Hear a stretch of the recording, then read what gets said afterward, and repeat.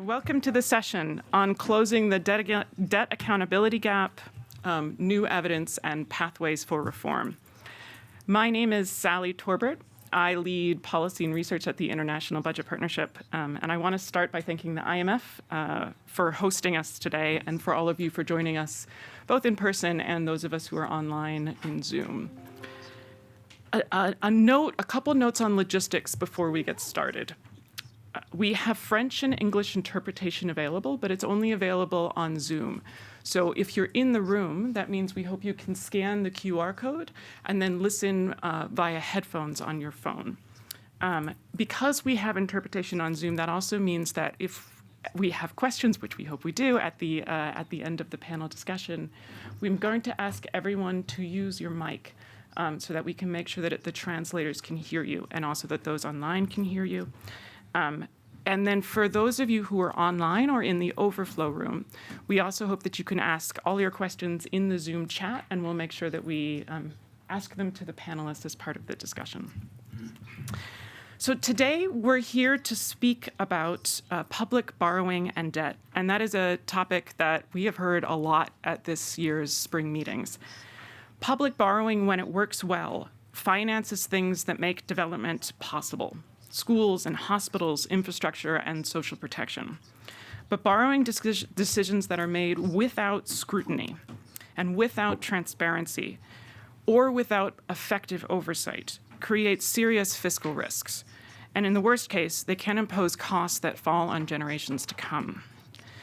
Right now, we see that nearly half of the world's population live in countries where debt payments surpass spending on health and education.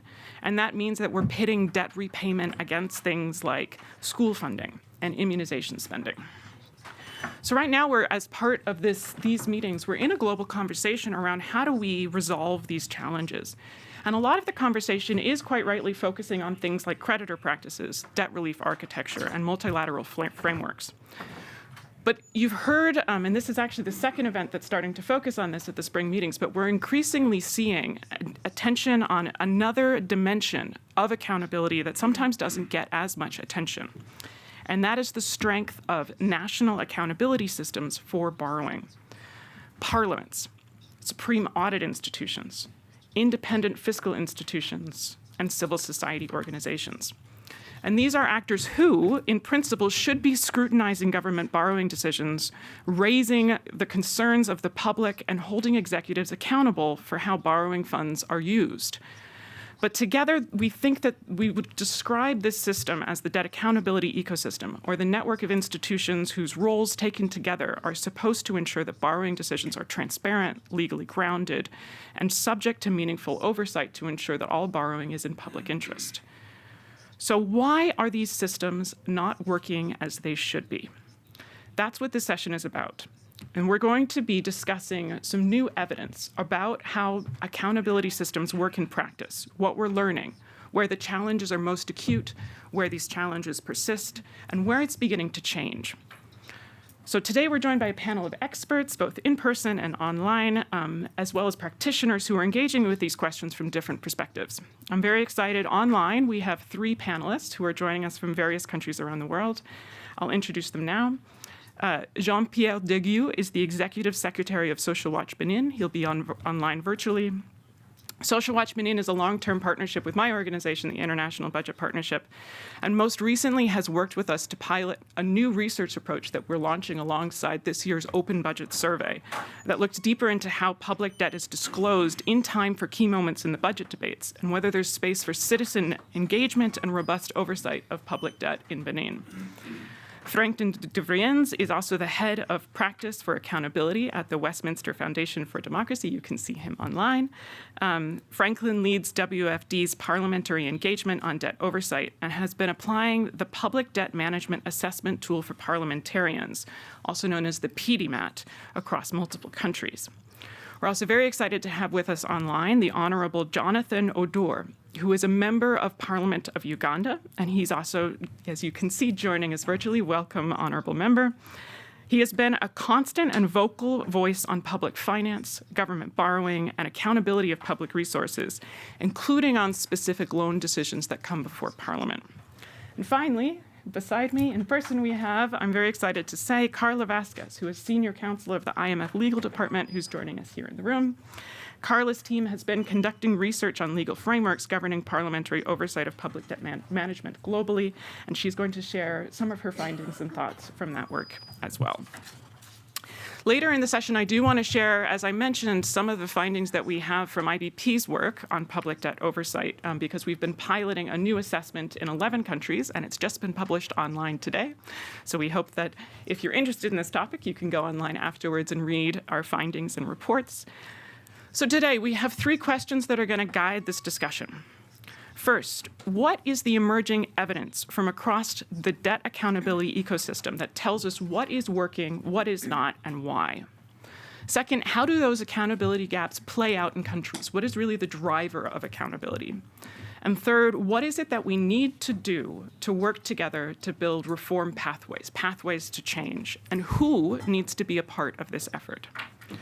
So with that, I'm going to jump right into the conversation. Our conversation today is going to be 2 rounds of questions for our panelists. In the middle, we'll have time for a few questions, and then at the end, we'll have time for more Q&A. But we're going to start with our panelist online, Jean-Pierre. So Jean-Pierre is going to speak in French, so as a reminder, if you would like translation, please use your headphones. So Jean-Pierre, welcome. Thank you for being with us. Benin is one of the 11 countries who worked with us on the Open Budget Survey debt assessment, and it's been a strong research partner over many years. One of the findings that is in the report that we published with you today is that Benin's government publishes information on debt stock, information on new borrowing, and information on debt service. However, there's still some critical information missing and some other accountability gaps you found. What is missing? What did you learn? Over to you, Jean-Pierre.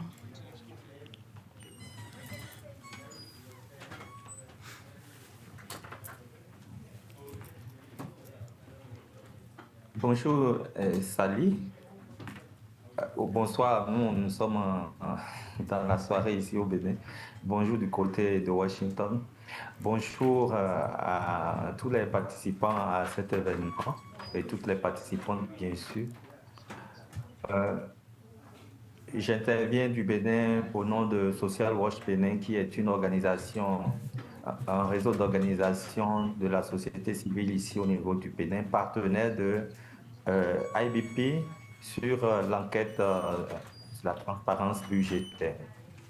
Je voudrais saluer IBP d'avoir introduit le module spécial sur la responsabilité de la dette et profiter pour saluer une autre organisation africaine, Afrodat, qui nous a engagés en tant que société civile en Afrique à travailler, à suivre les réformes, les politiques et la gestion de la dette. Cela dit, avant d'aller plus loin, permettez-moi de présenter le Bénin rapidement pour ceux qui ne connaissent pas le Bénin. C'est un pays en Afrique de l'Ouest. C'est un pays situé à l'ouest du Nigeria. Le Nigeria est à l'est du Bénin. Et comme l'a dit Sally, c'est un pays qui a un cadre juridique assez robuste en matière de gestion de la dette. C'est prévu déjà dans la Constitution. Le contrôle de la dette est dévolu aux parlementaires et à l'institution supérieure de contrôle, la Cour des comptes. Même si récemment, avec la révision de la Constitution, la ratification des accords de prêt est une des prérogatives du président de la République, il a une obligation d'informer les parlementaires dans un délai de 90 jours et de rendre compte. Nous avons dans ce cadre aussi la loi organique relative aux lois de finances, c'est le texte central. Déjà, la loi organique dit les autorisations, les plafonnements, la stratégie qui doit être annexée au projet de loi de finances, l'encadrement aussi des garanties. Il y a un décret qui a aussi créé, donc, dans la politique d'endettement du Bénin, que le Bénin doit élaborer donc, sa stratégie de gestion de la dette à moyen terme. Donc, c'est un document cadre de 5 ans, mais cela ne suffit pas. Il exige aussi une analyse de la viabilité de la dette qui se fait chaque année et aussi donc un audit de performance. Ensuite, il y a une commission nationale de l'endettement et une instance technique qu'on appelle la Caisse autonome de gestion de la dette. Ainsi donc, je vais partir quand même pour dire que le Bénin, euh, en matière de quelques chiffres sur le Bénin, parce que je vais rappeler que les données de l'enquête, c'est des données qui étaient disponibles jusqu'au 31 décembre 2024. Parce qu'il y a eu quelques changements déjà au niveau béninois en 2025 sur la dette. Donc, les chiffres que je vais communiquer ici, par exemple, le ratio de la dette du Bénin en 2024, donc c'est 53,4%. En dessous donc de ce qui est prévu dans l'espace communautaire où nous sommes de l'Union économique et monétaire ouest africaine, qui est de 70%. Le service de la dette, ce que l'enquête nous a permis de voir, donc le service de la dette, c'est-à-dire le principal et même la charge financière de la dette, représente quand même 33% au moins du budget total de l'État. Et en CFA, c'est de l'ordre de 836 milliards de francs CFA. Le Bénin est un pays qui a une notation au niveau de la notation Fitch, c'est B+, avec perspective stable. Donc, le Bénin est classé comme pays qui n'est pas en difficulté de dette. C'est un pays qui n'a pas d'arriéré de paiement, aucun arriéré. C'est un pays classé donc, parmi les pays hors risque d'endettement. C'est un pays, je pense, qui respecte sa signature sur le marché international. La preuve, c'est depuis quelques années cette possibilité que le Bénin a sur le marché financier de mobiliser des ressources financières. Et pour rappeler, en juillet 2021, le Bénin est le premier pays africain à lever l'eurobond. Donc, et ces chiffres que je viens de vous communiquer, c'est des chiffres qui sont disponibles. Je n'ai pas eu besoin, donc Social World, nous n'avons pas eu besoin de nous déplacer avant d'avoir ces chiffres, parce que c'est des chiffres qui sont publiés. Et comme donc, vous l'avez dit, les acquis du Bénin, il y a une publication conséquente de l'information. J'ai déjà parlé de la stratégie d'endettement, j'ai parlé de la stratégie annuelle d'endettement qui est annexée au projet de loi de finances. J'ai parlé aussi de rapport annuel de gestion de la dette qui est publié et qui fournit des données sur l'encours, sur les nouveaux emprunts, sur le service de la dette, sur les garanties, sur les risques. Mais euh, au-delà de ceci, quelques informations cruciales manquent et qui peuvent faire l'objet d'attention pour le Bénin, c'est que euh, le citoyen, pour la compréhension du citoyen, l'utilisation effective des fonds qui sont empruntés. Les documents que nous avons consultés indiquent des objectifs généraux, mais il n'y a pas une liste précise, à part l'eurobond, je reviendrai là-dessus, l'eurobond de 2021, il n'y a pas une liste précise de documents qui indiquent les projets financés et dans quel secteur, une ventilation sectorielle et dans quelle partie du pays. C'est-à-dire que on est allé sur le marché financier, c'est pour réaliser des investissements. C'est vrai que quand on étudie les documents du budget de l'État, on a les besoins de financement qui sont exprimés surtout sur les parties investissement, les projets d'investissement public où clairement le gouvernement mentionne son intention de recourir soit à des eurobonds, soit à des emprunts obligataires, soit compter sur les partenaires pour combler le déficit. Donc, on n'a pas ces informations. Par rapport donc, aux conventions, donc les contrats de prêt ne sont pas publics. On ne demande, il ne s'agit pas de publier tous les contenus, tout le contenu des contrats, mais les éléments qui peuvent être rendus publics pour la compréhension, pour le suivi, c'est-à-dire les clauses importantes juridiques, les pénalités, les pénalités du Bénin, quelles sont les pénalités que le Bénin encourt si le Bénin n'arrivait pas à respecter sa signature, et les garanties, etc. Donc, c'est des informations qui ne sont pas accessibles au public.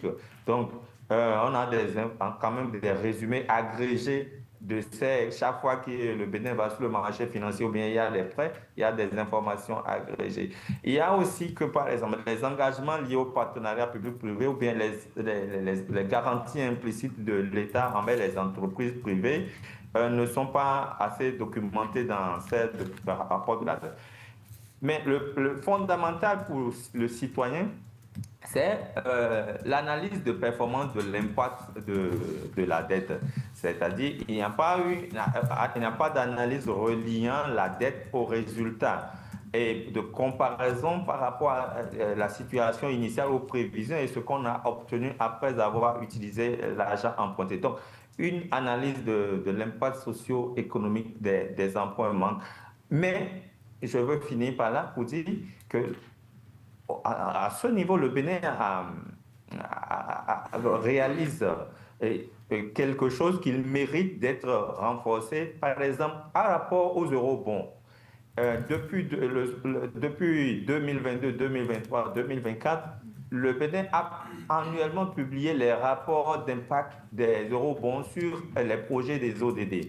Le Bénin, au niveau du ministère de l'économie et des finances, a créé sur le site web un espace, ça peut être consulté, hein, c'est https://odd.finance.bj où on peut voir les projets pour lesquels le Bénin est allé faire cette obligation souveraine des eurobonds. On peut voir les différents projets, on peut voir le niveau d'avancement, on peut voir même les régions. Il y a une carte interactive qui dit où sont ces projets-là. Malheureusement, ça s'est limité au projet des eurobonds. On aurait voulu, donc, dans ce sens, que ça soit élargi à tous les autres emprunts du Bénin. Donc, en résumé, le Bénin dispose d'un bon niveau de transparence, d'un bon niveau de reporting sur la dette, mais il faudrait donc qu'on aille plus loin pour montrer aux citoyens qui doivent rembourser, parce que finalement, c'est les citoyens qui doivent rembourser la dette, que vraiment, on s'est endetté, mais effectivement pour financer notre développement. C'est ce que les citoyens veulent voir. Et donc, il y a un effort à faire dans ce sens pour montrer que la dette sert à nous développer et dans une perspective de développement durable. Et c'est ça l'importance de la responsabilité, de la redevabilité que nous avons étudié dans ce module spécifique sur la transparence de la dette. Merci beaucoup, Jean-Pierre. Wonderful. So I think there's a number of key points that come out of what Jean-Pierre was sharing. Benin has been cited as an example of strong budget transparency in many countries. But the challenge that for many civil society groups and many citizens who are trying to understand the debt that release is really quite informative, right? Because even if you publish aggregate numbers, even if you're trying to include some basic figures within the budget documents, you don't get to the level of information that civil society is asking for. Which projects were funded? What were the terms and conditions of it? And critically, what Jean-Pierre mentioned, what are some of the risks that aren't captured in official debt figures? What are the government guarantees that are being issued that potentially could even be more risky than the sovereign debt itself? So these are really great points, Jean-Pierre. I do love the example of the Eurobonds publication of the website. That's a model that I hope we see elsewhere going forward. So next, we're going to turn to the role of Parliament. So if civil society is scrutinizing debt information and trying to understand what it means for public interest, parliaments also have a very similar role in trying to understand what is it that the government is borrowing for, what is the impact of borrowing. WFD has been doing work over a number of years. We're very excited to have Franklin with us to share some of their findings. And WFD has partnered with parliaments in many countries to apply the PD-MAT tool, which is an assessment of debt accountability and especially the role of parliaments in overseeing debt. They've conducted PD-MATs in Kenya, Uganda, Sierra Leone, Nigeria, and Albania. So Franklin, over to you. For those who might be unfamiliar with it, please tell us, what is this PD-MAT 2.0? And then what are some of the findings from these assessments in terms of where oversight mechanisms from Parliament on public debt have fallen short? Thank you very much. Thank you, Sally, for the kind introduction and for leading our conversation today. So indeed, we have developed the Public Debt Management Assessment Tool for Parliaments, PD-MAT. And so it aims to provide an objective measurement of parliamentary debt oversight capacity, structures, legal framework, and practices, and also to support parliaments in identifying priorities to upscale their role in that oversight. So this tool is composed of 9 dimensions and 67 indicators. Now, these dimensions are related to debt transparency, the legal framework for oversight, loan ratification, fiscal risk oversight, public engagement on debt, and debt auditing.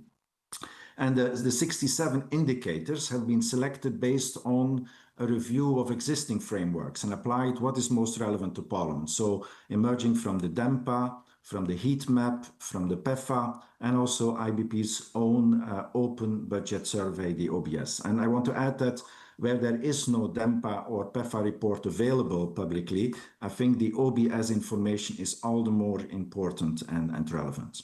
And so for each of these indicators, we have a score, and then the scoring system looks at levels of parliamentary effectiveness and institutionalization, and it results in a PD-MAT scorecard, which guides qualitative and quantitative analysis and can also be the basis for a comparative analysis across jurisdictions. And it is even color-coded in terms of identifying priority areas for urgent review and urgent reform. Now, important to mention is that these PD-MAT assessment capture not only legislative frameworks, but also how they work in practice, the informal mechanisms and the political realities of that oversight. So what have we found? What are the specifics for each of these countries? So let me give you a snapshot of the findings and also the gaps we have found.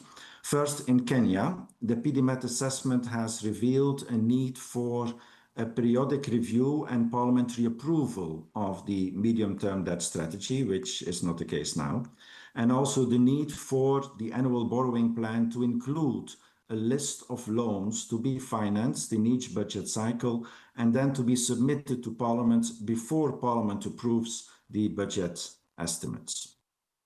For Uganda, the PD-MAT assessment has showed that while the legal framework is relatively robust, there are gaps in mid-year debt reporting and oversight of state-owned enterprises. And also that audit mechanisms were found to be underused with few public hearings on debt performance and very limited follow-up to audit findings.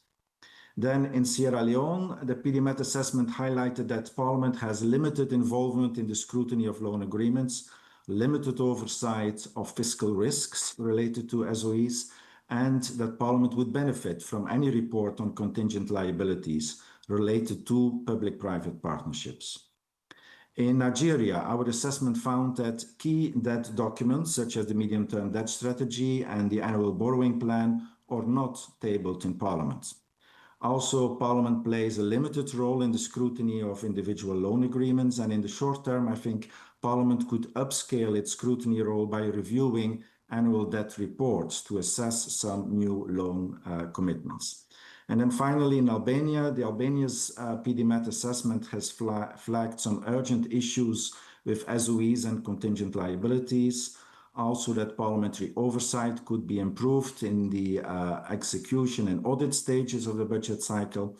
And also, the assessment has made a case for a dedicated parliamentary committee to monitor loan-financed projects. So these different country analyses, I think, demonstrate that strengthening oversight is not a one-size-fits-all endeavor. I mean, critical risks or the oversight gaps for SOE borrowing and contingent liabilities.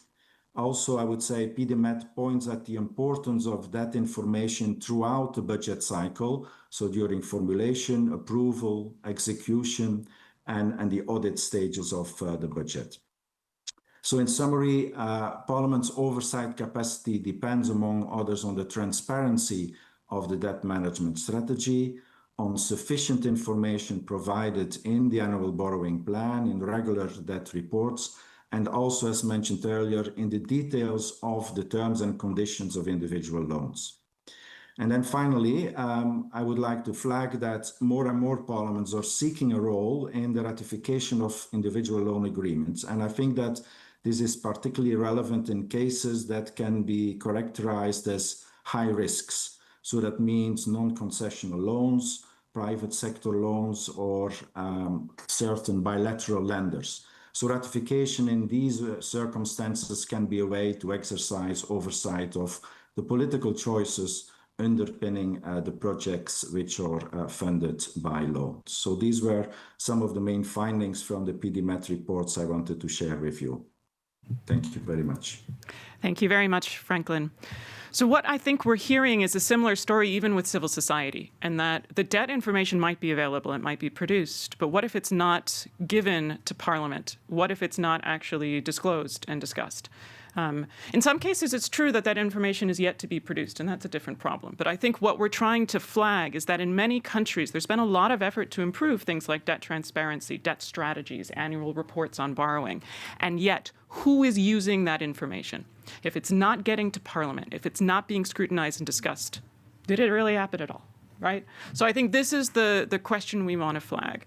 And so I'm very excited to have the Honourable Member Jonathan Odor to share with us a very practical example of, well, how does this work in practice? What is the role of Parliament in trying to oversee public debt? So, Honourable Member, during your time as a Member of Parliament in Uganda, you have been quite keen and quite vocal on matters of public finance, especially on the use of government resources and borrowing decisions.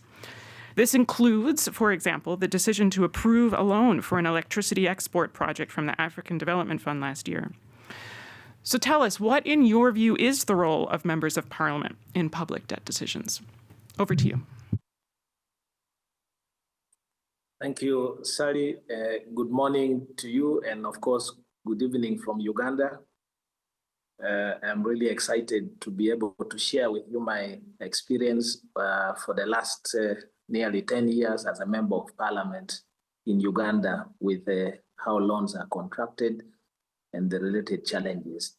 So just by way of background, I believe that in many countries, the exclusive power to approve a borrowing lies with Parliament. And in the case of Uganda, Parliament is the only state institution that is mandated to approve. No any other authority, the President or the Chief Justice or any department can contract a loan without the express approval of Parliament. I have heard Franklin has mentioned that the debt to GDP ratio in Benin is now at 53. For Uganda, it is at 52% debt to GDP ratio, but the recommended standard for East Africa and for Uganda is at 50%. So we are now slightly going into the danger zone.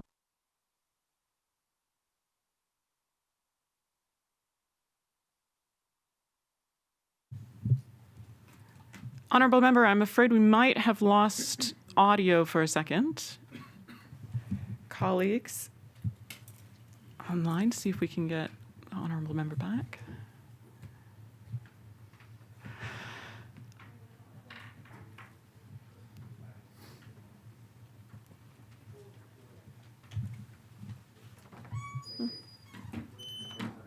We'll give it one more second and see if we can get the Honourable Member back online. If not, we may turn to our next speaker and come back and see if we can get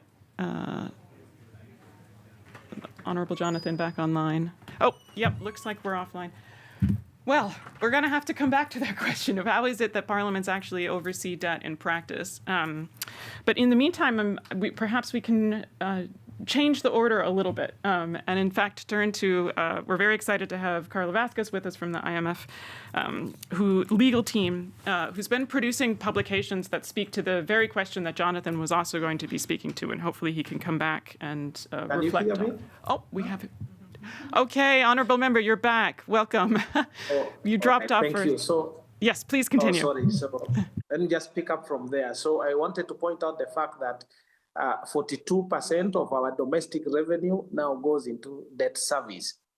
And as a member of parliament, it is not simply our role to say yes or say no in the approval process of the loan. Our work goes beyond just mere rubber stamping or rejecting, but we must process the delicate balance between the needs of the government to deliver the services, but also to protect the taxpayers who ultimately are the ones who pay for the debts that have been contracted. So for me, the most important thing, being the role of parliament, is to examine critically in detail the terms and conditions in which the sovereign debt is being contracted. It goes beyond just looking at those pre-negotiated agreements. We must also be able to look at critically the impact, whether the loan is going to be a productive loan or it's simply going to into consumption.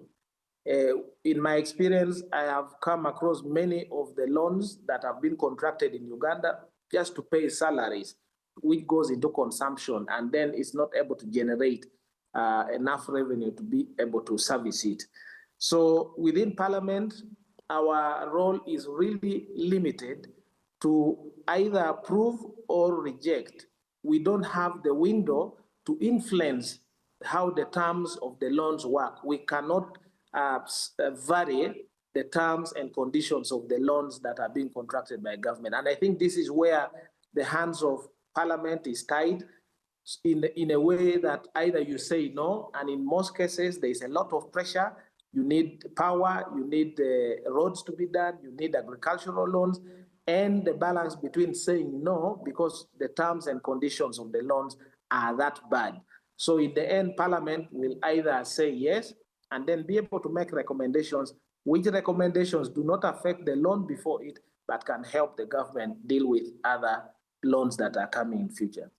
The second role that I see strongly for Parliament is to check whether the government borrowing aligns with the budget, aligns with the midterm expenditure frameworks, aligns with the national planning frameworks. In the case of Uganda, we have the Vision 2040, we have also the national development plans, which are segmented into 5 years. So in doing this, we have to examine whether the government has a clear debt management strategy. In our case, the components are 2 external debt and then domestic debt. So we must examine whether actually the strategy is strong enough to be able to manage. We have to require full disclosure, which I've had Franklin, I've also had Jean-Pierre mention it, a big problem that full disclosure, lack of transparency to members of Parliament is a big problem. So as a member of Parliament, you must push for government to be able to tell you the net borrowing, tell you the risk that is involved in contracting the loan, but also the options that the government had considered before bringing the loan. Now, when we approve the budget in Uganda, we also approve holistically a big component of the borrowings, but we do not have the list and specifics at the time when we are approving the budget. Those come much, much later, but I think it would be helpful if at the time of the approval of budgets, we also have a total envelope that government is going to borrow with the list specifically listing the types of loans that will come. Thirdly, is about monitoring. I believe as a parliamentarian, you have to monitor at 2 levels. The first is that if a loan is contracted, is it disbursed? A large number of loans contracted in Uganda remain undisbursed. unutilized, and there are penalties that are being paid for those loans. So it calls into question whether at the time of contracting the loan, did Parliament have enough time? Did the executive do its work in ensuring that all the preconditions for the loans have been met so that as soon as the loan is available, it can be implemented? In the case of Uganda, it has been a big problem that over 5-6 years, some loans have not been disbursed, and we are paying very huge penalties for that. Lastly, I want to mention about the mechanisms available to Parliament to enforce. Because Parliament is the one approving and has approved for on behalf of the citizens, Parliament must also have the mechanisms to enforce, to sanction the utilization of the loans. If, for example, the Auditor General, which in the case of Uganda, the Office of the Auditor General falls under Parliament, does work for and on behalf of Parliament, Parliament must be able to hold regular processing of the reports of the Auditor General. Parliament must be able to check whether the Ministry of Finance is acting on the recommendations made by Parliament after processing. The Treasury memoranda that is brought before Parliament, is it factual? In a number of cases, we have seen this Treasury memorandum are just brought to Parliament as a compliance issue. But when you test the content in the Treasury memorandum, you find most of them are lacking. There are no factual reportings. All the actions and recommendations of Parliament have not been acted on. And then also whether we should move now from the usual financial audit to deal with figures and try to look at issues of value for money in our audits, so that in the end, the ultimate beneficiary, who is the citizen who pays, is able to benefit. Thank you. Thank you very much, Honourable Member.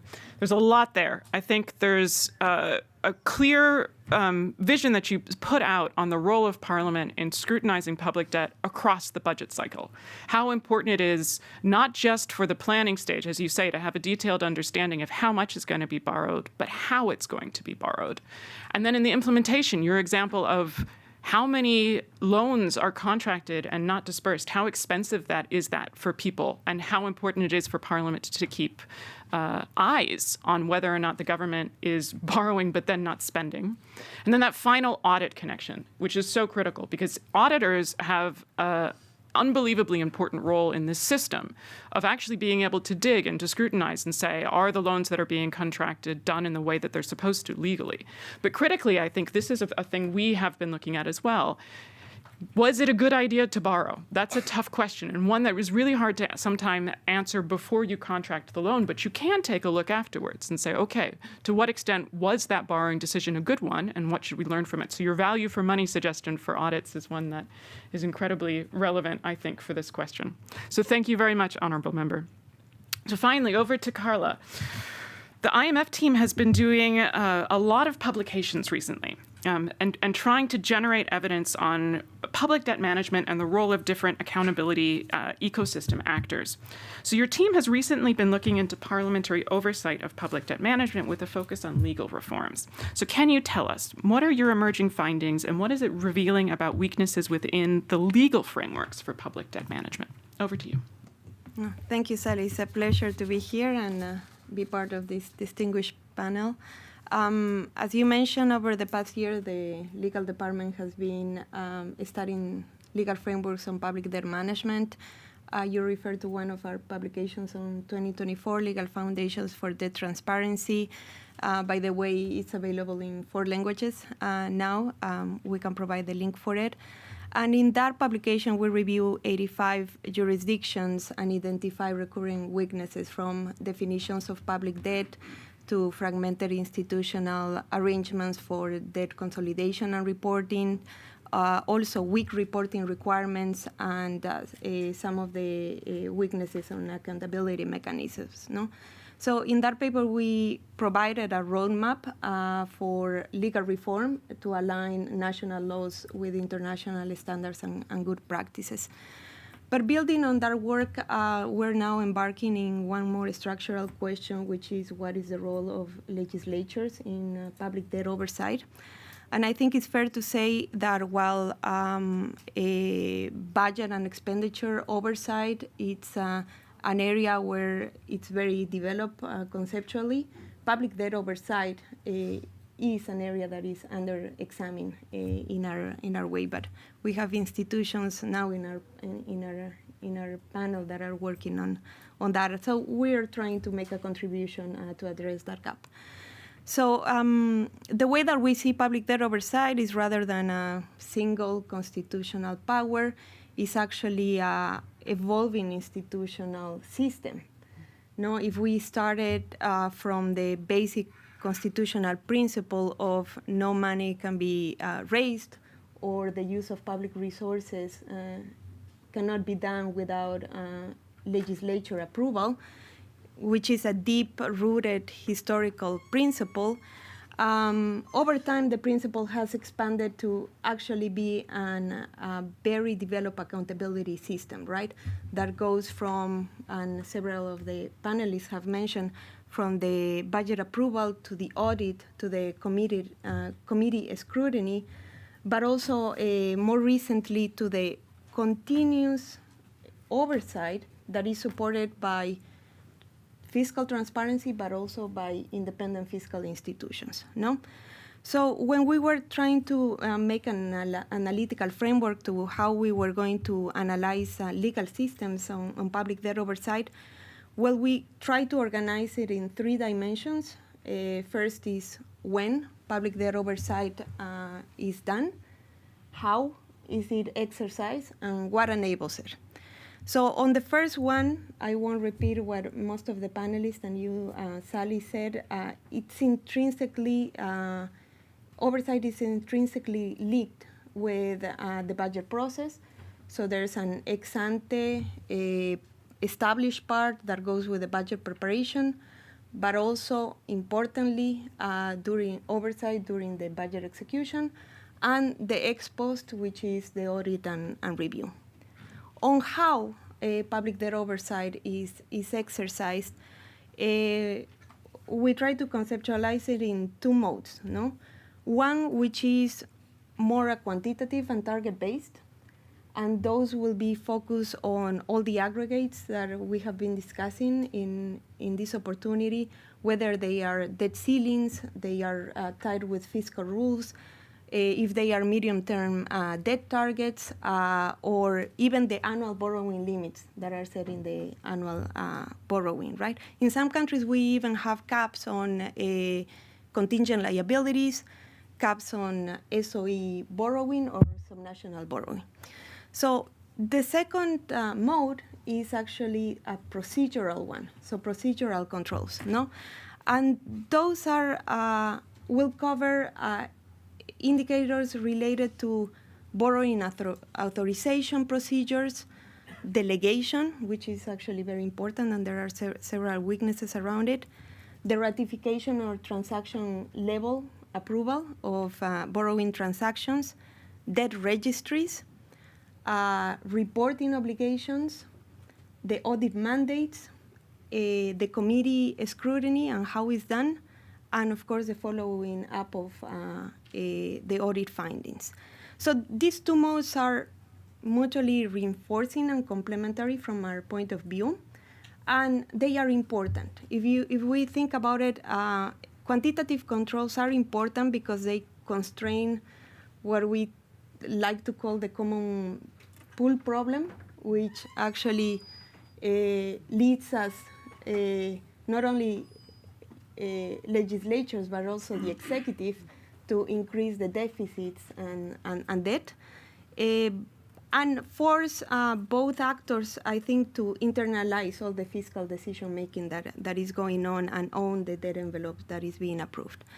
And the procedural controls are equally important because they ensure, 1, transparency, 2nd, enforceability, which is one topic that came recurrent during the conversations now, and continuity across the cycle, no?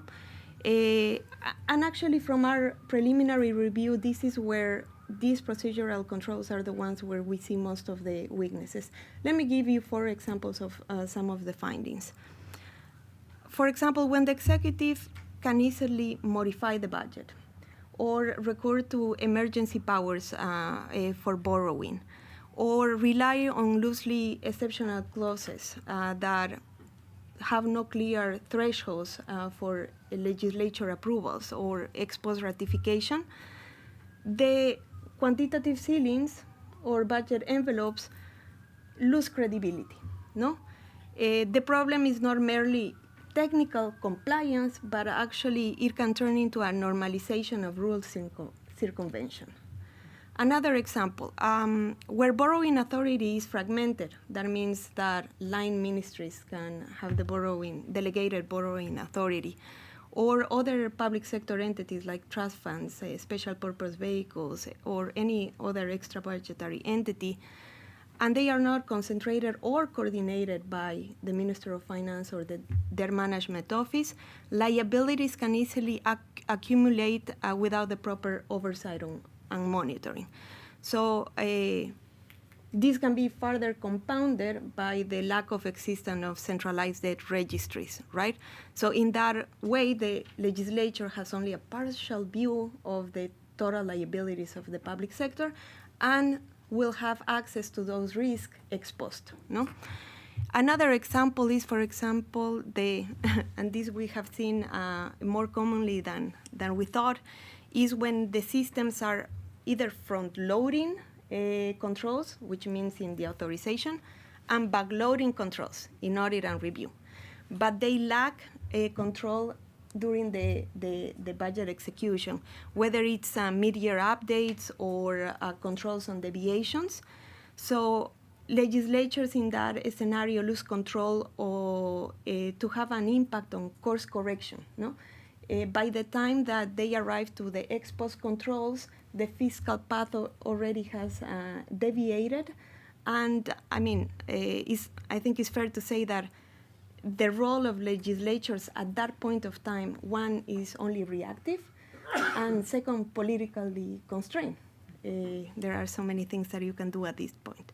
And finally, another example is many laws will nominally have legislatures having the right to request information for public sector entities. These have been alluded to by Honorable Odur. But if there are no specific procedures, timelines, and enforcement mechanisms, then these information rights become symbolic rather than operational, no? Particularly for the complex debt instruments that we're talking about in some of the low-income countries and emerging markets. Think about collateralized debt, swaps, repos, or derivatives.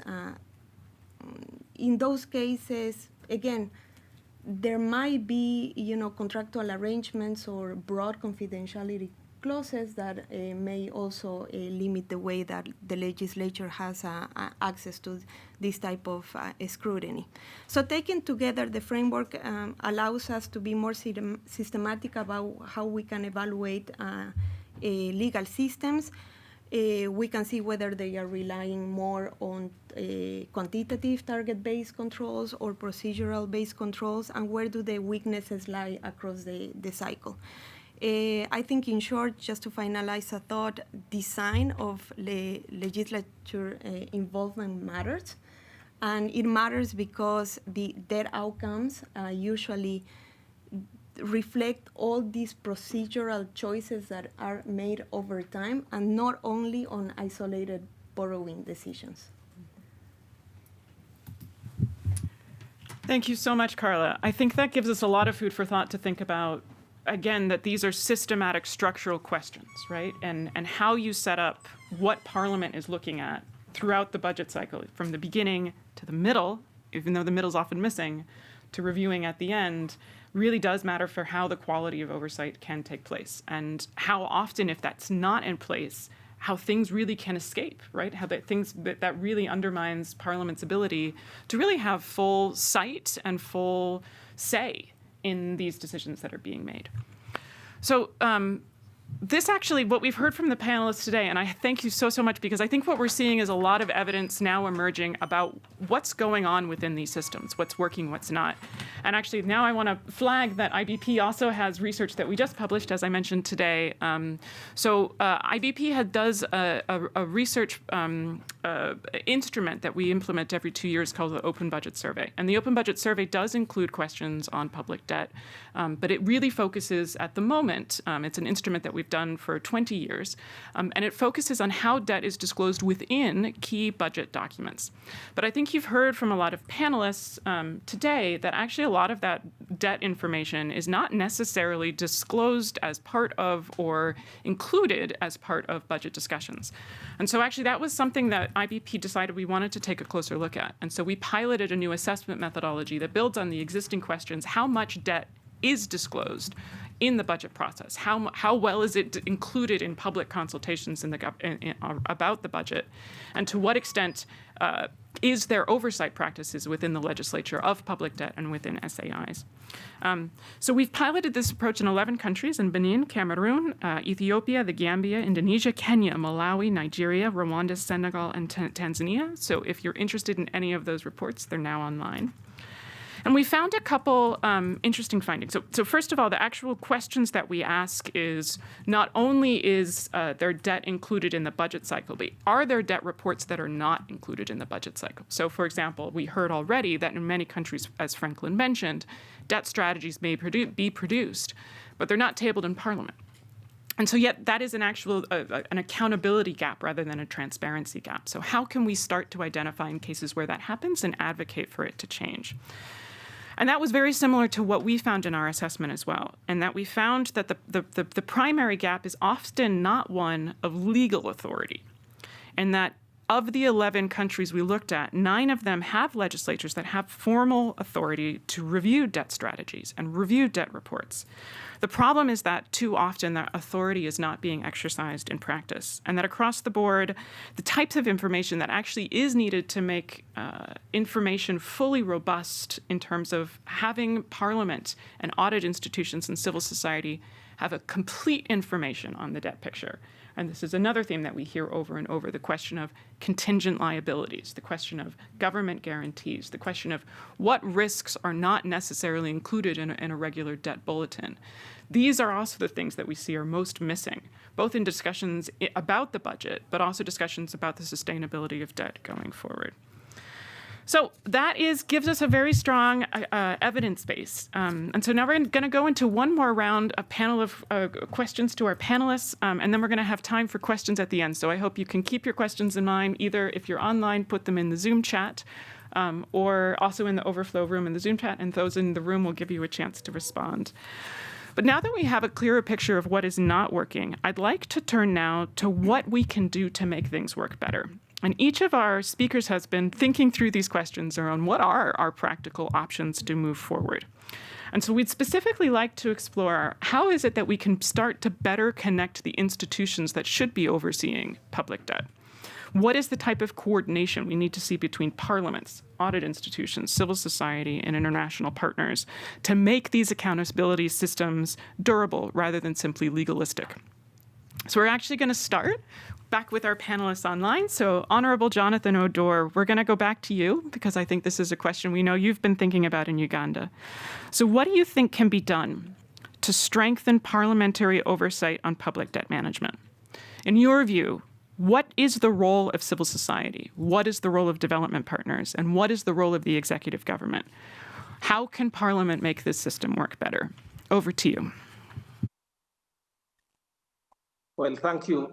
I think the straightforward answer is that all the institutions have to find a way of working together.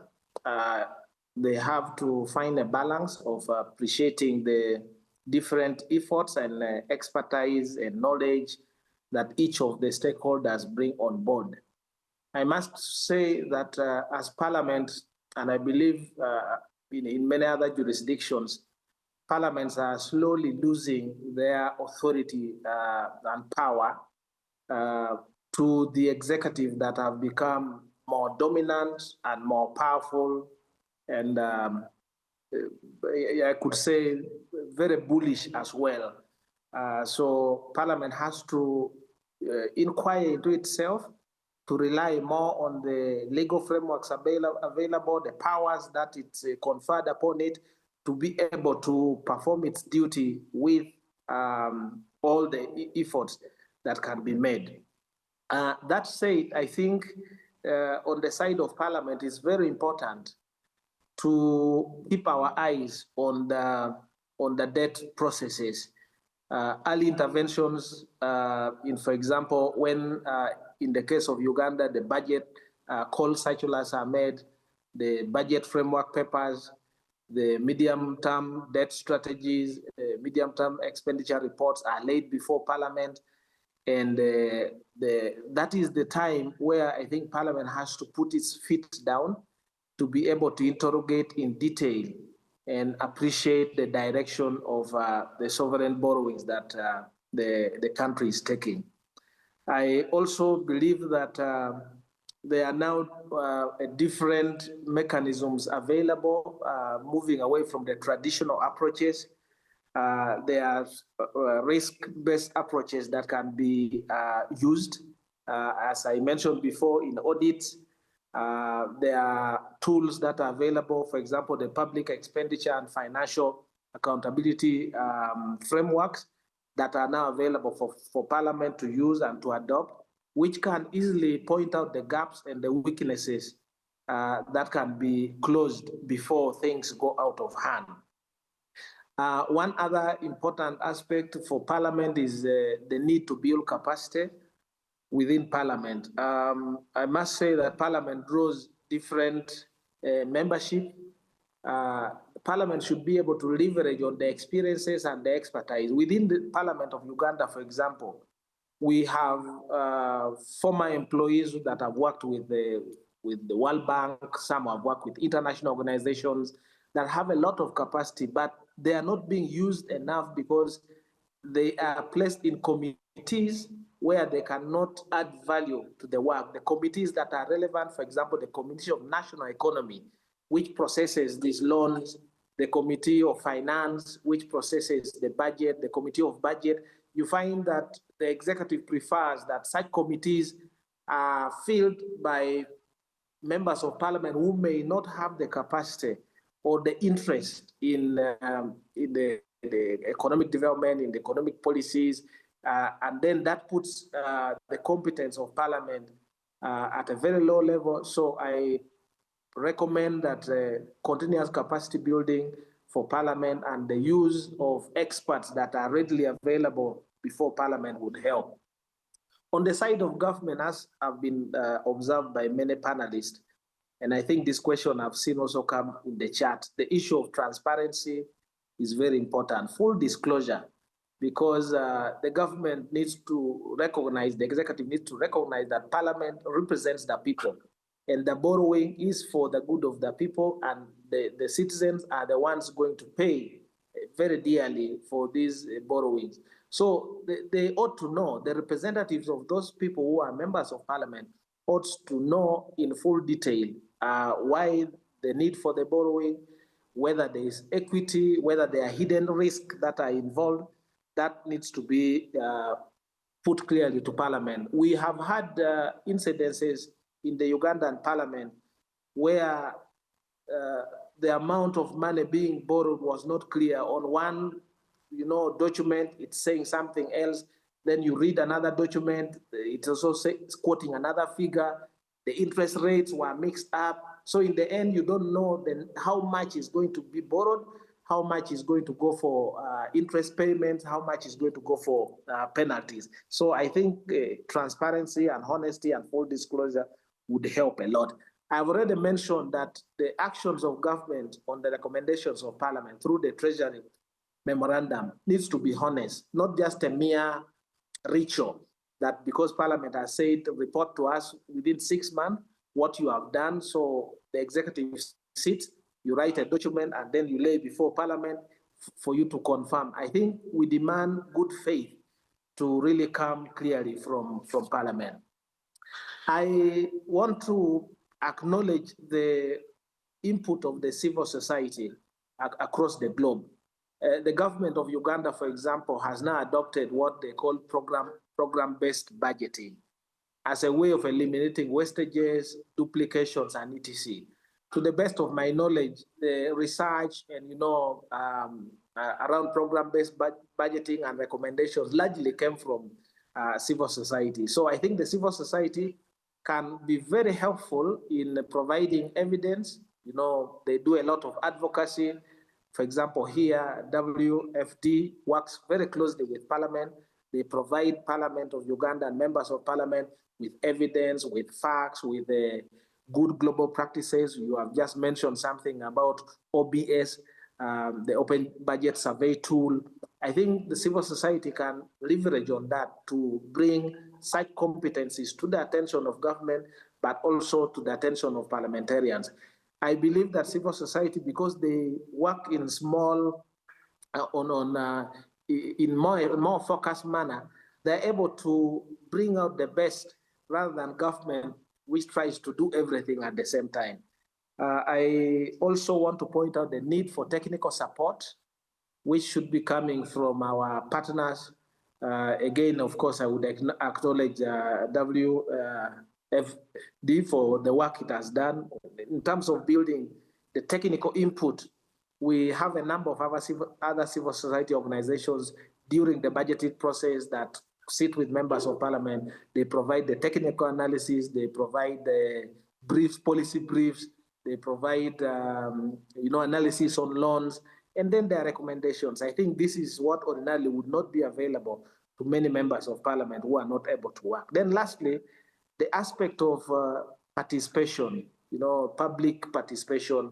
Parliament is supposed to go out and interact with the people, the committees that process loans, work with the beneficiaries to see whether it is necessary to borrow, whether the project is moving in the right direction, but also for the public to give feedback. If it's not working well, that engagement from the public is quite important to help in this scenario. Thank you. Thank you very much, Honourable Member. There's a lot of really great ideas and suggestions, I think, for us to reflect on in terms of the strength of the transparency, giving Parliament the information that they need, in terms of making sure that the connections between Parliament and the government and the audit institution work, and that the Parliament is really reaching out and engaging with people to hear feedback. Is what the government's doing working? If not, what needs to be fixed? Great reflections. And then I think it naturally then flows to Franklin, because I think even as Honourable Jonathan was mentioning, WFD has been working very, very closely with parliaments, and especially in terms of taking the findings from the PDMAT assessments into reform roadmaps. So what are 2 or 3 critical reforms that are emerging from previous or ongoing assessments that you're seeing that parliaments are acting on? And also, who needs to be involved in implementing those kinds of reforms? Over to you, Franklin. Thank you, Sally. So indeed, the reform roadmaps emerge from the findings of this PDMAT assessment, and we have identified several reforms which actually require a broader public debt ecosystem. So the first one is the timely parliamentary review of debt documents. So the timely review of the medium-term debt strategy, annual borrowing plan, but they also need to contain sufficient detail. I think, for instance, half of the countries publicly do not disclose whether their debt is domestic or external. I think it's also important, what I mentioned earlier, the need for a legal framework for loan ratification, specifically in cases of borrowing that can be high risk, so non-concessional loans, private sector loans, and certain bilateral lenders, and we know who we are talking about here. Now, reform roadmaps also point at the importance of oversight of borrowing of state-owned enterprises, contingent liabilities. I think this should be a priority focus for parliaments, and specifically for parliamentary budget offices, more than I think is the case at this moment. The Honourable Member mentioned indeed civil society. I think civil society can bring, I would say, a long-term sustainability lens to scrutiny and generate indeed independent, non-partisan evidence.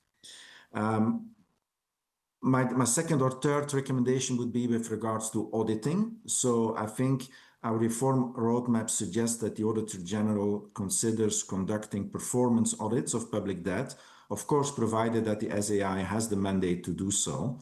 And then public accounts committees or budget committees can then hold public hearings on these audit reports or debts, because too often audit reports, however rigorous, they can fail to produce any meaningful reform if the recommendations are not implemented or monitored.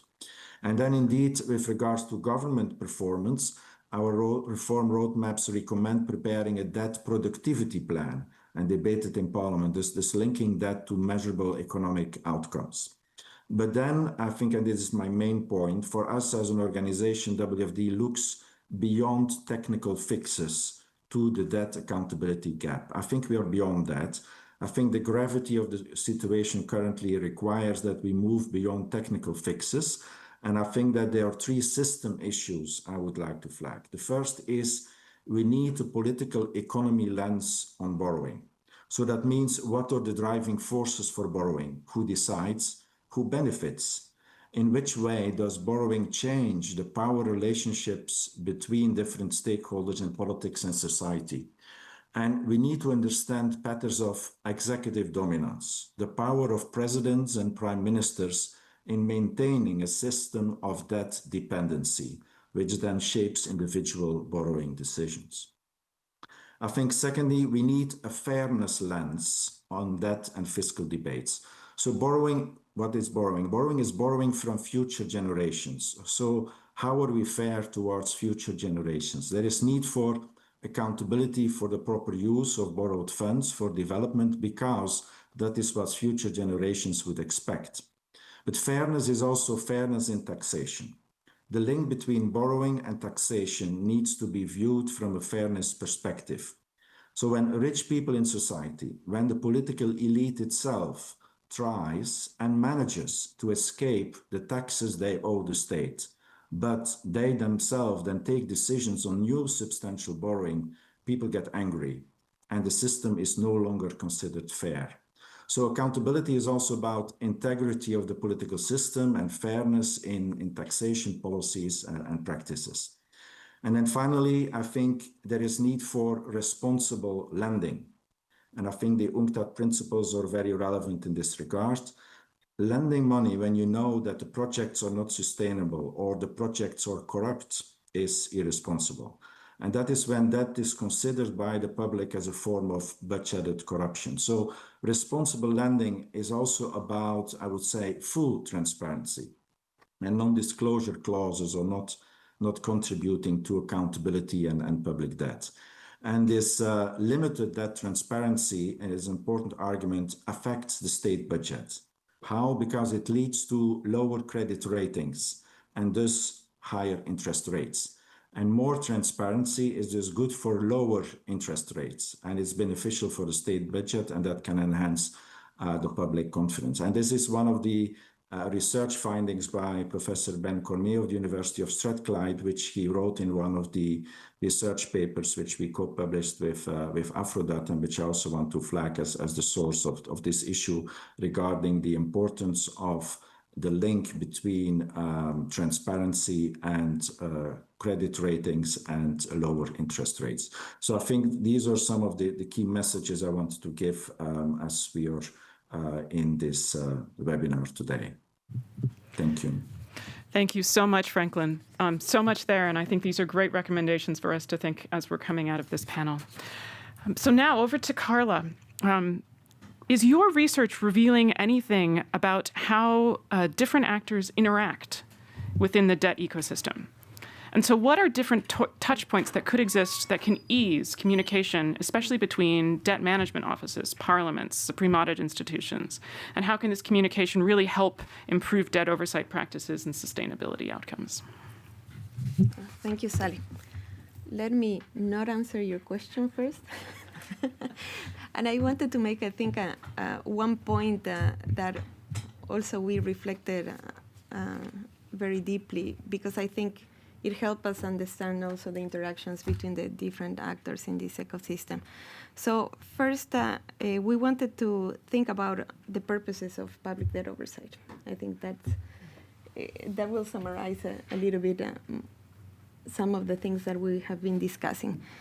We at least identify four, and one, of course, is legal compliance. Is that being lawfully, and their management of operations, are they being lawfully conducted within the procedures and limits by the legislature? The second purpose that it's, I think, also very important is that improves performance and risk management. And that answers the question, is there management, is that actually managed efficiently and effectively? And are the financial and fiscal risks being identified and mitigated? But public debt oversight also serves another function, which is support for policymaking. No? Is the oversight actually informing future borrowing decisions or the preparation of these strategies, right? Or even help us to identify the gaps in legislation so we can address those. And ultimately, it enhances accountability, but builds public trust, right? One thing that was repeated again and again in this panel is, are citizens adequately informed about not only debt numbers, but on the management overall of public debt and the use of public debt? And the legislature, is it fostering these type of conversations on these issues, no? So just to make the point, I spent a few minutes just to make the point that I think for us, public debt oversight is not only about constraining the executive, but it's also about informing policy, it's about managing risks, and it's about strengthening credibility. And I think this really brings out the explanation why, this interconnection between all these actors, being their management offices, the broader executive, legislature, supreme audit institutions, and civil society, actually are complementary and they are not redundant, no? And I will touch upon two of the findings also, and that I think are impacting in this interaction, no? One, I think we haven't discussed in this panel enough about supreme audit institutions, and we already identified it in our 2024 publication, and now we're deepening our research, but there are still legal constraints on the role of supreme audit institutions vis-a-vis public debt oversight, and they can take several forms. Some of those relate to the lack of explicit mandates to audit their management operations. They can do financial audit on financial statement, but sometimes they cannot go deep into borrowing transactions or more complex operations like liability management operations. Some supreme audit institutions even have restrictions into the audit of state-owned enterprises that has been also highlighted as a major source of fiscal risk, or other extra budgetary entities, and access to information is still the powers that they have for access for information is still weak in some cases. But all these weaknesses don't allow the supreme audit institutions to actually link the borrowing decisions with fiscal outcomes, and I think that's one thing that has been, as a theme, being recurrent in this panel, no? And therefore propose corrective actions. And because of those weaknesses, legislatures cannot rely on public debt audits as systematic input for public debt oversight more generally, no? Particularly in this type of complex instruments, contingent liabilities, related fiscal risk, and off-balance sheet exposures, no? So that's one big area I think that we need to work on. And finally, I think we we have said it in different words, but oversight has a cost. And the resource limitations in many jurisdictions will actually guide when legislatures or state audit, supreme audit institutions are making a decision on when and how to do the oversight. So these generally monitoring and oversight functions and activities can be complemented actually by a system of rules, procedures, but also informal practices that enable particularly civil society to examine the data and their operations more concretely, no? So these mechanisms allow these external actors to draw attention into emerging risks, like we have been saying. Emerging risks coming from breaches to the debt limits, as we have commented also in the case of Benin and Uganda, rapid accumulation of contingent liabilities or guarantees, unfavorable terms of conditions of loans when we have access to those loans, and weaknesses in debt reporting, no? So we call these fire alarms, but when these fire alarms are triggered, the expectation is that actually the oversight bodies will respond more efficiently and effectively in concentrating all their resources on these identified problems, no? And they can conduct hearings, they can request audits, they can use any of the investigative tools available to them. But of course, just to say, and I don't want to sound like a broken record, this role can only be played if there's a baseline of transparency, right? So we go back to all of our recommendations on improving transparency so that role can be effectively exercised. Thanks. Fantastic recommendations. I think we're already starting to see some convergence around what our panelists are saying. And so our last, but definitely not least, back to you, Jean-Pierre. I'm going to apologize, but for time, we're going to make sure that if you can, just make sure that your remarks are in 5 minutes or less so we can get to at least a couple questions from our audience. But coming back to what you said at the very start of the panel, you spoke to all these transparency gaps, even though there is this clear legal and governance framework around debt management in Benin. So what do you think are some of the recommendations that come out of the research you've done that, if adopted, could really strengthen oversight practices, and especially how citizens engage and participate in public debt decisions in Benin? Over to you, Jean-Pierre.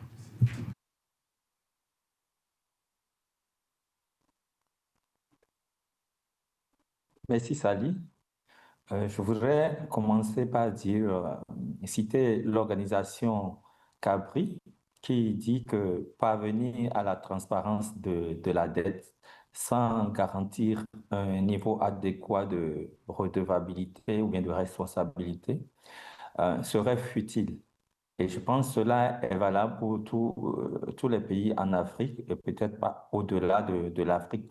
Et notre étude, pour le cas du Bénin, fait des recommandations, mais je pense qu'au-delà du Bénin, c'est des recommandations qui doivent s'adresser, quand j'ai écouté les honorables, qui doivent s'adresser à beaucoup d'autres pays. Encore que le Bénin a déjà des acquis très robustes en matière de transparence. Donc, vous avez dit, effectivement, nous avons dit qu'il y a encore à renforcer la transparence. Donc, les recommandations, c'est des recommandations qui vont dans le sens d'améliorer, de renforcer la surveillance et la participation du public. Et pour cela, ceci va passer par donc, continuer d'améliorer la transparence, comme on le voit au niveau du budget de l'État de façon générale, où vraiment le Bénin a un score assez élevé en matière de transparence. Donc, comme on l'a dit, c'est de publier en plus de ce que nous avons actuellement comme documentation, les budgets. Il faut qu'une annexe qui accompagne chaque année la stratégie annuelle de la dette pour rappeler les projets qui doivent être financés, les montants, les résultats attendus, ce qui permettra de pouvoir faire une évaluation raisonnable à la fin. Les contrats de prêt et autres, à défaut, donc c'est de les rendre publics, mais à défaut de les rendre publics, il faut qu'il y ait quand même des fiches standardisées par opération pour pouvoir informer le citoyen sur les taux, la maturité et sur les clauses essentielles. Voilà ce qu'on peut dire pour nos conclusions pour améliorer la transparence dans la gestion de la dette publique. La seconde conclusion importante, c'est donc de renforcer la surveillance institutionnelle. On l'a dit, il ne s'agit pas de jouer aux gendarmes derrière l'exécutif, mais que les institutions de contrôle, c'est-à-dire le Parlement, et je n'ai pas suffisamment entendu les institutions supérieures de contrôle ici, donc la Cour des comptes pour notre espace communautaire, doivent donc pouvoir jouer leur rôle, mais ce n'est pas la gestion de la dette, ce n'est pas un champ de politique, c'est pour l'intérêt général. Donc, l'idée de cette surveillance, ce qui doit sous-tendre cette surveillance, donc, c'est de pouvoir accompagner l'exécutif dans ces défis quand il va sur le marché financier, et l'appréciation des risques, etc. Donc, c'est de pouvoir aider. Donc, il faudra, par exemple, au niveau parlementaire, et ici, au niveau du Bénin, il n'y a pas une synchronisation entre le cycle budgétaire et quand le rapport de gestion de la dette de l'année N-1 est rendu disponible. Et on n'a pas eu de la documentation au niveau du Parlement qui ait convoqué une session, par exemple, pour connaître des résultats de rapport de gestion annuel donné. Donc, il faudrait aussi que la Cour des comptes, l'institution supérieure de contrôle, exerce ses prérogatives d'audit de performance, d'audit financier ciblé sur la gestion de la dette. Le cas qu'on voit ici au Bénin, c'est dans le cadre du rapport sur l'exécution de la loi de finances, la Cour des comptes se limite seulement à dire, bon, le Bénin a respecté les critères de convergence, nous avons un seuil d'endettement qui est largement en dessous des 70% du PIB, mais ça ne devrait pas se limiter là parce que la Cour des comptes du Bénin a une mission surtout d'évaluation des politiques et programmes publics. Bon, à la décharge de la Cour des comptes du Bénin, on peut dire qu'elle vient d'être créée, d'être mise en place parce qu'elle n'a que 5 ans d'âge. Donc, on attend énormément qu'elle fasse son travail. Et puis aussi, il y a des centres de recherche aussi qui peuvent aussi faire des analyses autonomes sur la soutenabilité de la dette.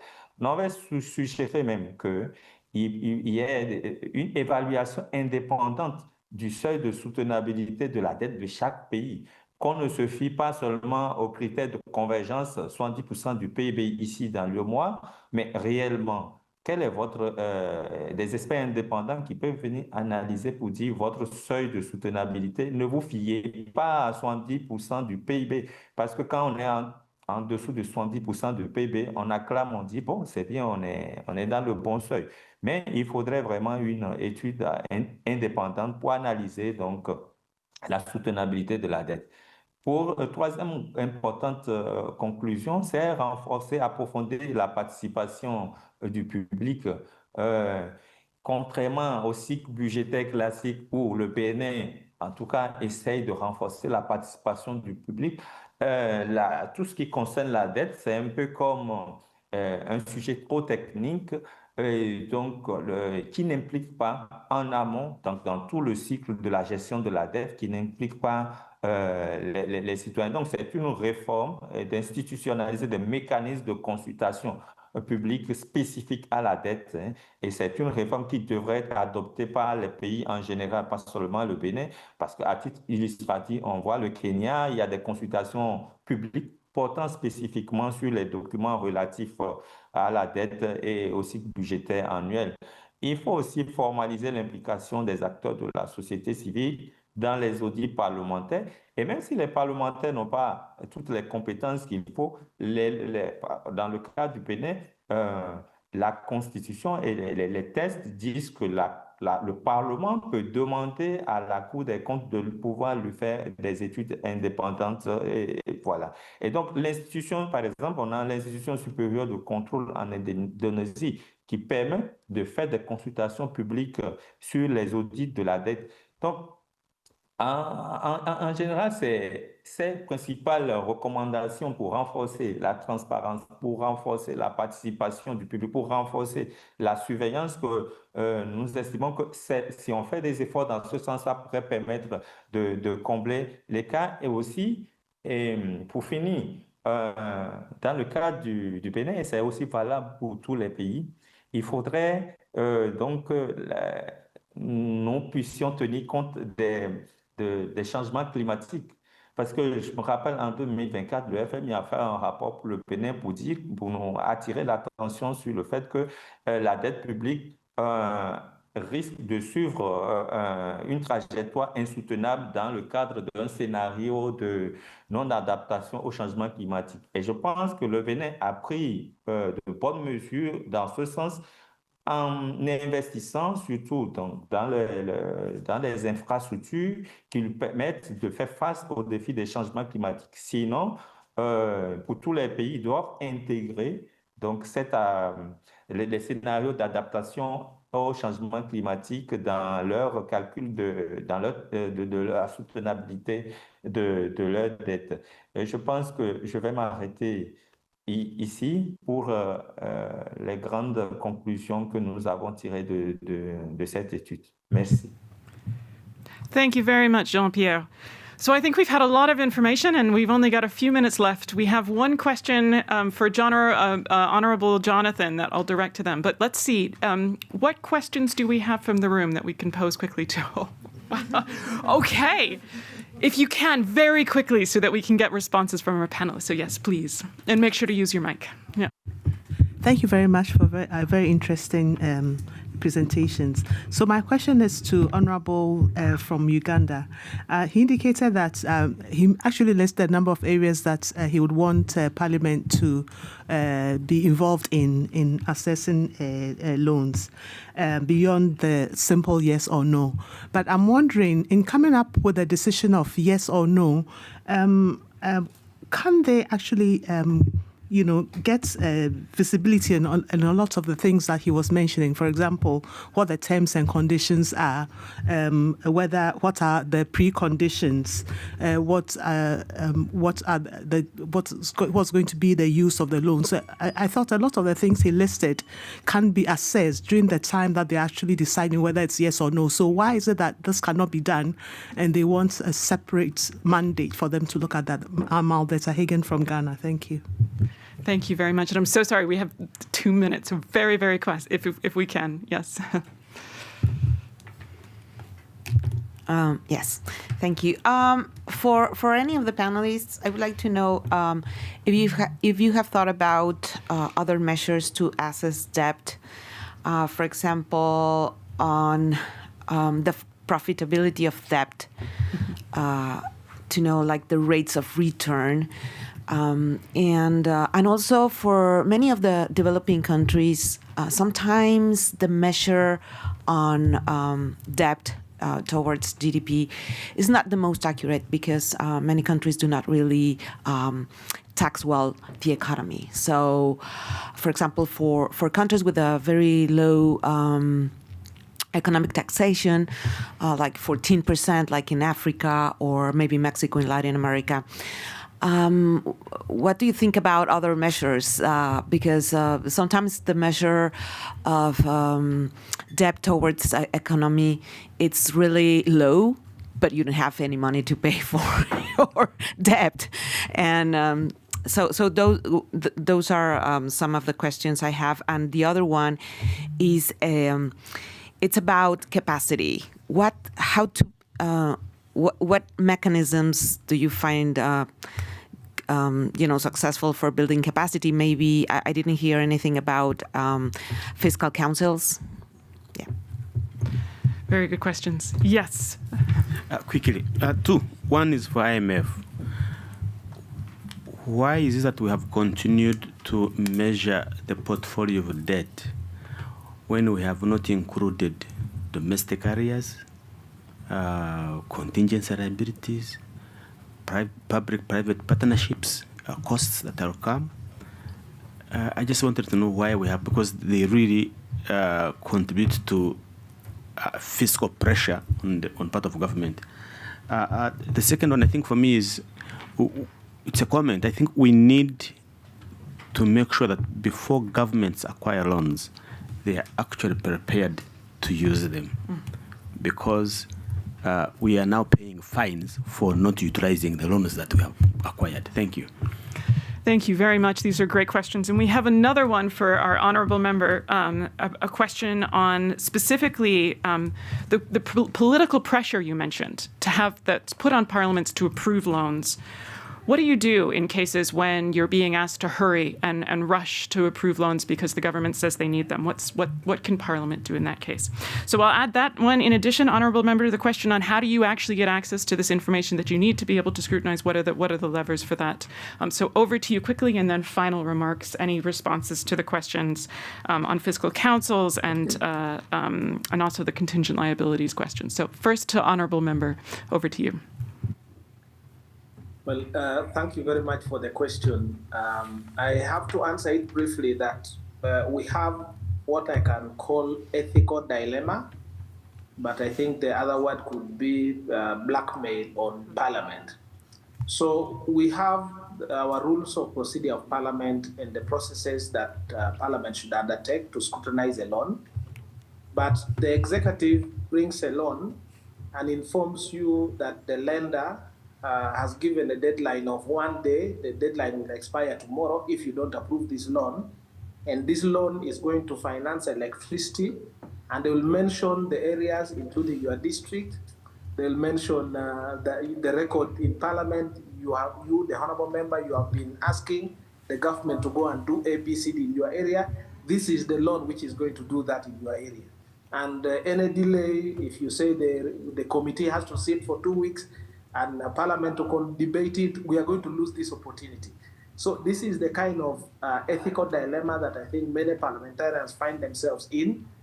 It's a blackmail from the executive towards the Parliament, and those are the reasons why some loans are not scrutinized at all. No one has looked at the term. The pressure is too much.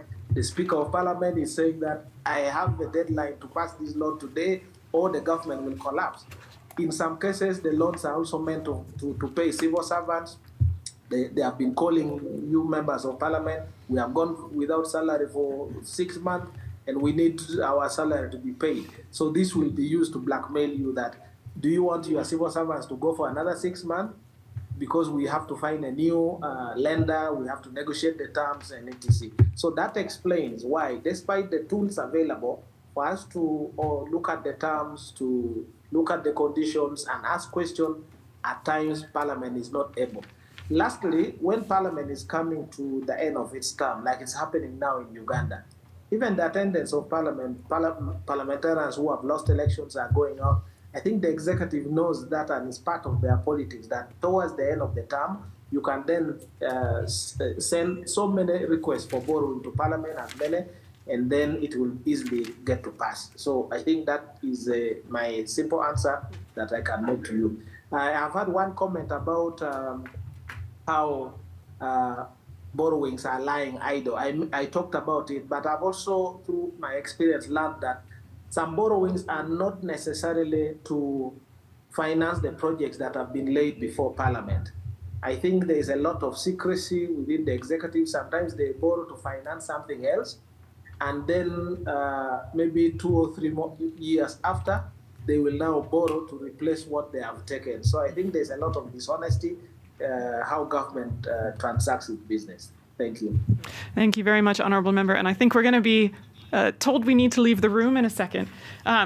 So do we have any final responses to any questions? Otherwise, yes, we can follow up with those that we didn't get to. And I know on fiscal councils I want to talk more. But yes, over to you, Carla. Yeah, thank you. In relation with the question, I think on the side of fiscal risk, yes, there's a very large potential contingent liability that actually materialize very often. That is usually not on the things that are normally monitored. The IMF usually recommends to have monitoring of fiscal risks and actually have a unit in the Ministry of Finance that is dedicated to this monitoring and oversight of fiscal risk and publishes information related to the assessment of not only the identification, quantification, but also mitigation of the fiscal risk. So the components are, of course, the macroeconomic shocks, but in relation to the question, contingent liability, whether they are explicit or implicit, state-owned enterprises plays a large role, and not only on debt of state-owned enterprises, but any of the losses that state-owned enterprises are incurring and may impact liabilities of the central government, and very importantly, public-private partnerships. These will have a component on some liabilities, but also guarantees or implicit contingent liabilities that they are coming. So these long-term fiscal obligations on infrastructure projects should be very closely monitored. Last point, I think we haven't talked a lot about domestic debt, and it's becoming increasingly a problem across countries, especially because there's not a lot of information in terms of the issuing of domestic debt that is very fragmented across countries. And there are a number of risks that are building in many countries, especially like rollover risk, shorter maturities, and in a sector of, that we have a capture market in many of the countries. So these are imposing, a structural risk of using, for example, short-term cash instruments to finance structural obligations that we need to see. No, thank you. Thank you so much, Carla. I know some people will need to run.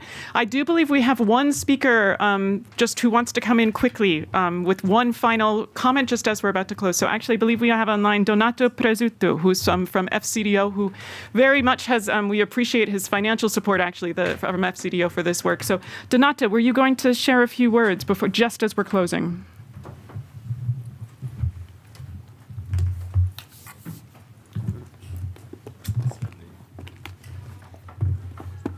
Oh, Donato, we can't hear you.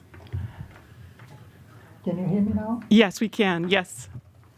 Thank you very much. Yes, I'm an advisor at the UK FCDO. Thanks to IBP and the panel for a rich discussion. Thanks in particular to IBP and country partners for the depth and quality of the evidence being launched today. We are proud to be a long-standing partner of IBP, including through our support to the Open Budget Survey and the pilot debt transparency module. We see the OBS as a core public good. It's a brilliant tool and source of information, and crucially supports reform and accountability. The partnership we have with IBP is part of our ongoing offer to partner countries to improve fiscal transparency and accountability. Alongside a collaboration with the Open Contracting Partnership and with the UK National Audit Office that provide peer-to-peer support to Supreme Audit Institution. We at the FCDO work across the fiscal ecosystem that's been mentioned lots of time today, helping the government to disclose a better fiscal information, strengthening of a science institution, and also empowering a civil society organization to use data to drive reform, because we believe it takes coordinated action across the accountability ecosystem to achieve better fiscal outcomes. Thank you very much for the opportunity to say a few words, and back to you, Sally. Thank you so much. And I know we're way over time, so thank you all for your patience, and thank you very much. I think we can follow up with many of you who had questions later. Thank you all very much for joining me today.